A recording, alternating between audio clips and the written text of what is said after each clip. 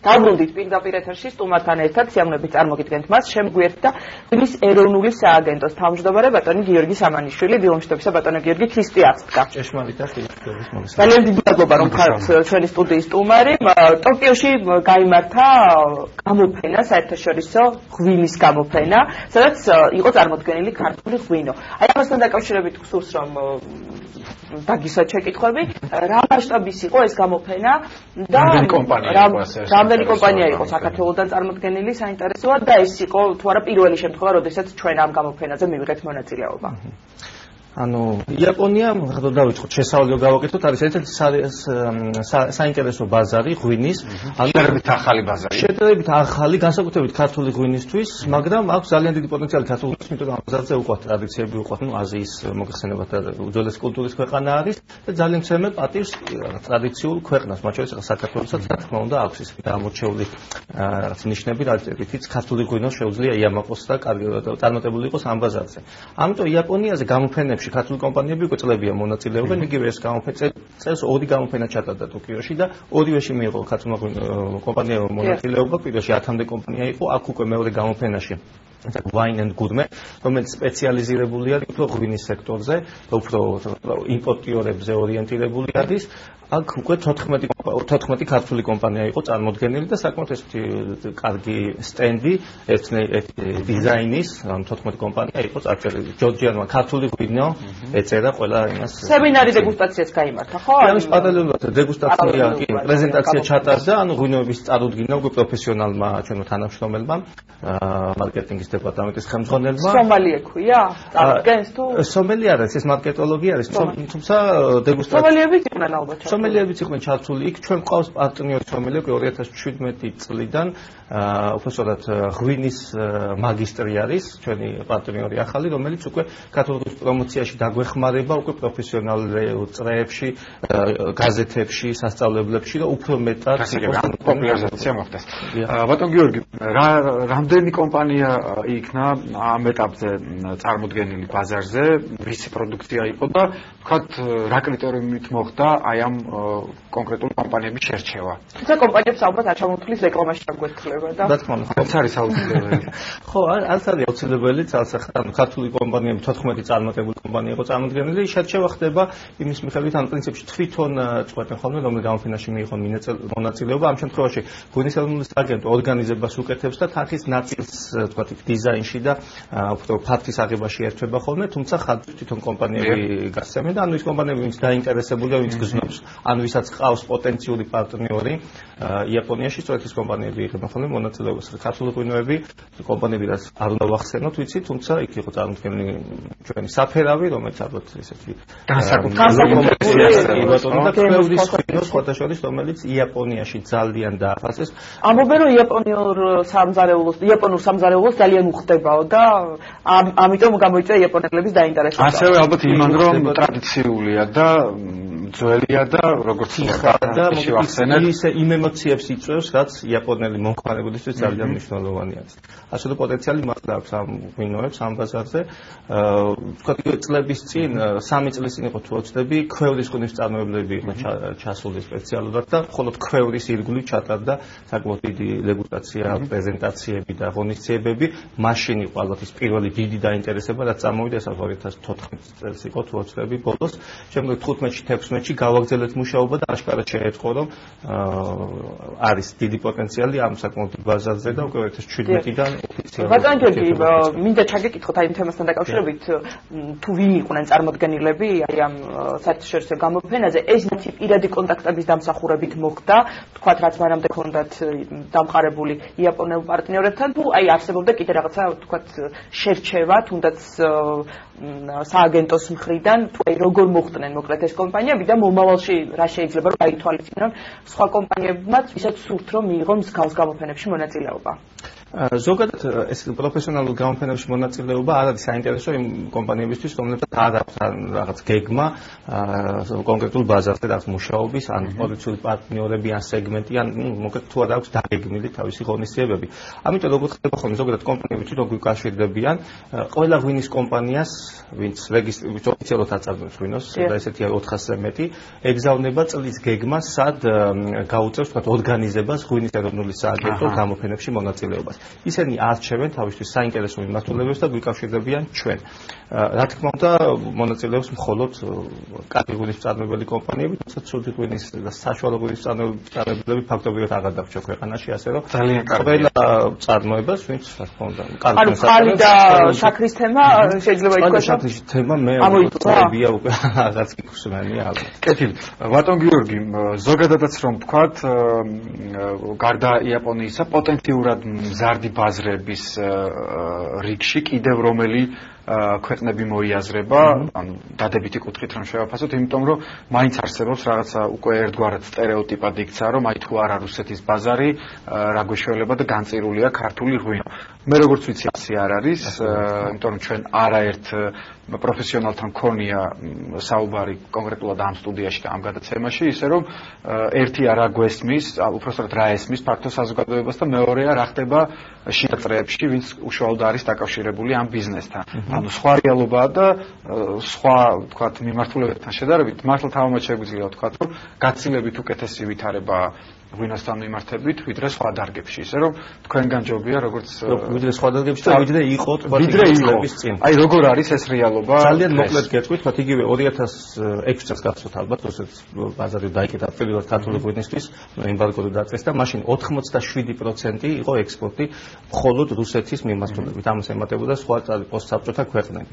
და სწორედ მაშინ დაიწყო ფიქრი და აქტიური მუშაობა და ეს ბოლო წლებია, უკვე 4 წელია შევიმუშავეთ სტრატეგიული გეგმა დივერსიფიკაციის, ანუ ქართული ღვინის მარკეტინგის სტრატეგიული გეგმა. გაამართლა და იმ შედეგებს, რასაც ვხედავთ, სწორედ ამ გეგმის შედეგი არის, ანუ კერძო სექტორის სახელმწიფო იქნება ჩვენ ღვინის ეროვნული სააგენტო და ექსპერტები ყველა ამ გეგმას მიუყვებით და შეწყობილად ახორციელებთ ყველა ქმედებას. პირველი რაც გადავწყვეტეთ, შევარჩიეთ ის სტრატეგიული მიმართულებები, სადაც პოტენცია ქონდა ქართულ ღვინოს და ეს იყო ამერიკის შეერთებული შტატები არის ყველაზე დიდი ბაზარი რაოდენობრივადაც და ფასის მიხედვითაც დიდი ბრიტანეთი, პოლონეთი, სადაც პოტენციალი ძალიან დიდი იყო, მაგრამ თუნდაც 5-6 წლის წინ ფაქტობრივად არ იყო გადაზიდვები. დღეს მე 4 ადგილზე არის ჩვენ საექსპორტო ქვეყნების ჩამონათვალში. ჩინეთი, სადაც ფაქტობრივად არ ქონდა ექსპორტი და დღეს მეორე ადგილზე არის ჩვენი საექსპორტო ქვეყნების ჩამონათვალში რუსეთის შემდეგ. და წელს დაემატა იაპონია. ანუ გვაქვს 5 მიმართულება პლუს საქართველოს ბაზარი, რომელიც ძალიან მნიშვნელოვანია. საქართველოში ქართველებმა უნდა ვიცოდეთ და უნდა მოიხმარდეთ კარგ ღვინოს. ეს ჯერჯერობით განსაკუთრებელია მე მგონი ეს კულტურა. კიდე არის სამუშაო, მაგრამ არა, რა თქმა უნდა განვითარდება. ექსპორტი არის ძალიან მნიშვნელოვანი და აი მსგავსი ღონისძიებები ხარ, რაზეც ჩვენ ვსაუბრობთ, რამდენად ხელს შეუწყობს მომავალში უფრო მეტად ქართული ღვინის ექსპორტს. ამ გეგმაში არის, ანუ ჩვენ ქართული ღვინო უნდა იყოს წარმოდგენილი და წარწერა ქართული ღვინო უნდა იყოს ყველა მნიშვნელოვან გამოფენაზე ან ღონისძიებაზე, რაც სოფლიოში ტარდება, ჩვენ ესე ვთვლით და ამ გეგმას მივყვებით, ამიტომ ყველა იმაზე თქვათ იგივე საფრანგეთი იქნება, გერმანიაში ცოტა ხნის წინ იყო ერთ-ერთი ყველაზე მნიშვნელოვანი გამოფენა სოფლიოში, ჩინეთში ყველა საინტერესო გამოფენა. ყველგან ქართული კომპანიები დგანან ერთიანი სტენდით და ერთი ბრენდის ქვეშ ქართული ღვინო. დიახ, ბატონ გიორგი, თქვენ ბრძანეთ, რომ ფალსიფიცირება თითქმის აღარ ხდებაო და ნუ ეს წარსულს ჩაბარდა ეს თემაო. მაგრამ აი საინტერესოა თუ შედის ეს თქვენი სააგენტოს კომპეტენციაში, მეცნიერულ კვლევას გულისხმობ, თქვათ იგივე ვაზის მოვლის, შემდეგ ღვინის დაყენების და ასე შემდეგ. რატომღაც აი ესე ხდებოდა, რომ მხოლოდ აი ზეპირი გადმოცემის დონეზე, ტრადიციების დონეზე ხდებოდა ხოლმე, თუნდაც ვაზის მოვლა და ღვინის დაყენება. აი თუ არის ტენდენცია აქეთ, რომ მოხდეს თქვათ მეცნიერული კვლევები, ან თუ გამოიცემა ლიტერატურა ამ მიმართულებით და საერთოდ თქვენ თუ ხართ ამ თემაზე პასუხისმგებელი. ამ თემაზე პირდაპირ პასუხისმგებელი ჩვენ არ ვართ, ძალიან ვართ დაინტერესებული, ასე რომ ჩვენ ვცდილობთ რომ ეს ცოდნა საქართველოს ბაზარზე ვახსენოთ, ეს გაყიდვები არ არის, ხოლო ეს არის ცოდნა და ინფორმაცია რომ გავიდეს ზოგადად მოსახლეობაში.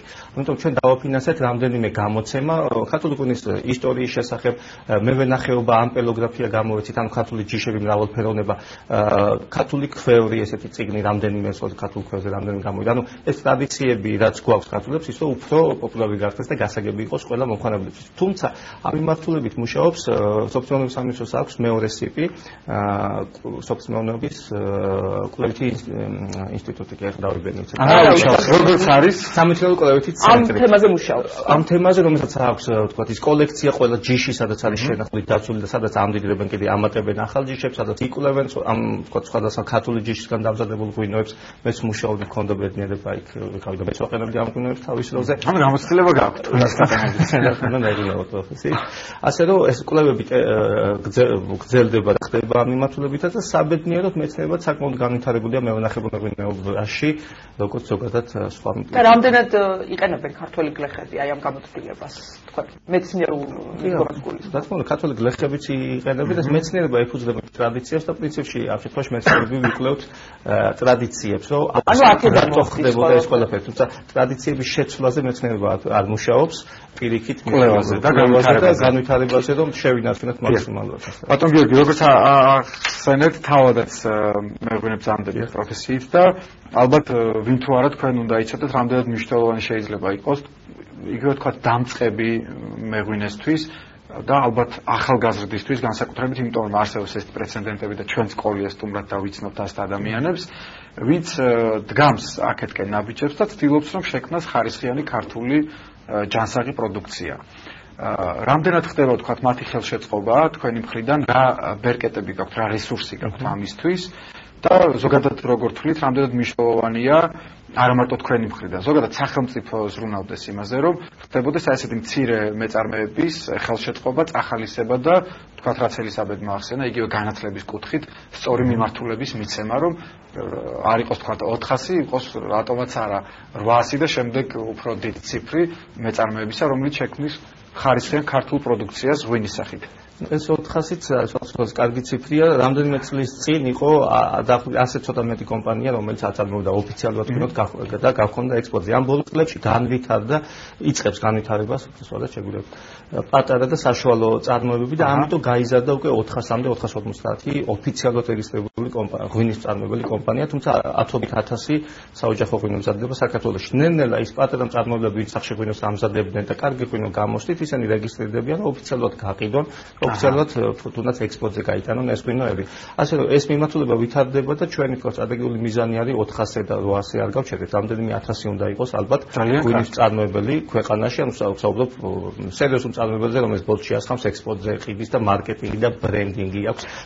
კერძო მეურნეობებმაც იმატა სხვათა შორის ბოლო წლებში და ეს რამდენად მნიშვნელოვანია. ანუ შეიძლება არ ასხამდეს ბოთლში და არ ქონდეს ბრენდინგი და ასე შემდეგ, მაგრამ პირადი მოხმარებისთვისაც თქვა ოჯახის საოჯახო ღვინის წარმოება ეს შევინარჩუნოთ ეს ჩვენი ტრადიციაა და ძალიან მნიშვნელოვანია რომ ეს ყველა ოჯახში როგორ ხდება იყო და თუ გაქვთ როგორც მეღვინეს ეს ტრადიცია როგორ იცით მეც მაქვს სხვადასხვა ჩემი არადეკლარირებული 120 ლიტრი დაახლოებით ეგრე იქნება დარჩენილი იმერეთში ვაწარმოებთ ანუ ეს არ არის გასაყიდი ეს არის ცოლიკოვრი და ციცქა ცოტა კრახუნასაც შეიძლება ქონდა ხანდახან ანუ ეს არის იმისთვის რომ ოჯახში ღვინო უნდა იწოვდეს ჩვენ ესეთვით და მე და ჩემი ძმები ამ ტრადიციას რომელიც მამაჩემი ბაბუაჩემი არის თუ ქვევრის ტრადიციული ქართველში და კასში ქვევს ვიყენებ ამ უბრალოდ ჭულს ამ შემთხვევაში იმიტომ რომ თერჯოლაში არის სხვა შორის არ ვიცი ხარ რამდენად მართალია შამპანურის მასალად მოიაზრებენ იმერულ ყურძენს და იმერული ჯიშები არის ძალიან გაცლებით დახვეწილი ანუ ის მიმართულება როცა იმერულად დახვეწილი კახტიანი ღვინოები გამოდის ანუ როგორც ხალხი ისეთია ღვინო ღვინოები პირდაპირ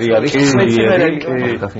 იმერული უფრო დახვეწილი არის ისეთი ძილობიანი და ცოტა რაღაცა გვერდიდან მოგივლის სხვანაირად და ეს კახური პირდაპირ გეჯახსენდათ მე მიხვდებით რომ შეიძლება დაგახსნათ ისეთი ნაზი არის მაგრამ ყველა ღვინო ათხოვს გულული ხარ ჩხავერი გაგისინჯავთ ალბათ და ისიც საიდან მოგივლის კარიც ხო მაგრამ ძალიან კარგია ეს ანუ შევინარჩუნოთ ანუ ყველა უნდა ვამზადებდეთ ღვინოებს ყველა უნდა ვიცოდეთ ქართული ჯიშები და ყველა უნდა ვიცოდეთ ჩვენს რეგიონში რა ჯიშები უნდა გავაშენოთ ანუ იმერეთში ის ჯიშები რაც ჩამოთვალეთ რაც შეეხება ეს საერთაშორისო გამოფენებს ხა რომ რითიც დავიკოთ ჩვენ საუბარი თუ არის კიდევ რაიმე დაგეგმილი სადაც ქართული ღვინო იქნება წარმოდგენილი ან ზოგადად თქვენი სტრატეგია თქვა სამომავლოდ გეგმები ცოტა დრო გრჩება და ჩვენს მაყურებელს რომ გააცნოთ 2017 წლის გეგმა როგორ დავხედოთ ხოლმე და 80-ზე მეტი ღონისძიება გვაქვს დაგეგმილი, ანუ ჩვენ და ჩვენი ორგანიზებით, მხოლოდ ღვინის ეროვნული საანგარიშოს ორგანიზებით, მათ შორის არის დიდი გამოფენები დაახლოებით 15 ესეთი მნიშვნელოვანი გამოფენა. ამას გარდა თითოეულ ამ სტრატეგიულ მნიშვნელოვან ქვეყანაში ყავს ჩვენი პარტნიორი, PR კომპანიები, მეღვინეები ან სომელიები, რომლებიც გვეხმარებიან სხვადასხვა ღონისძიების ორგანიზებაში და ანუ აქ ხდება ქართული ღვინოების წარდგენა და თან კარგი ის არის, ყველა სეგმენტზე არის ეს გათვლილი და თქვა პატარა ღვინის წარმოებლებს თავისი მიმართულებები აქვს, თქვა თავის ნიშურ გამოფენებში ღებულობენ ხოლმე მონაწილეობას, დიდი კომპანიებს თავისი მიმართულება აქვს, ასე რომ ის მეღვინეები, ვინც ღვინებს აწარმოებენ, ყველა მჭიდროდ არიან ჩვენთან დაკავშირებული, მათ აქვთ ეს ინფორმაცია და მათ აქვთ საშუალება, რომ მათ შერჩეულ მიმართულებით იმუშაონ და უკეთესად გააკეთონ. ძალიან დიდი მადლობა წარმატებები. გიხარია რომ იზრდება ეს ბაზარი და ასევე ვუსურვებთ ჩვენ ყველა იმ ადამიანს, ვინც ოდნავ მაინც არის დაკავშირებული ამ სფეროსთან და ცდილობს რომ განავითაროს საკუთარი როგორ ვთქვათ წარმოება, ხო შეიძლება თქვას მარანი, ვუსურვოთ ამ ბიზნესი კიდე მეორენაირად. რა თქმა უნდა, მარასმოს და შემდეგ ბიზნესი და ეს აკარგია. ძალიან დიდი მადლობა. შევახსენოთ მაყურებელს, გადაცემის სტუმარი იყო ღვინის ეროვნული სააგენტოს თავმჯდომარე გიორგი სამანიშვილი. დღევანდელ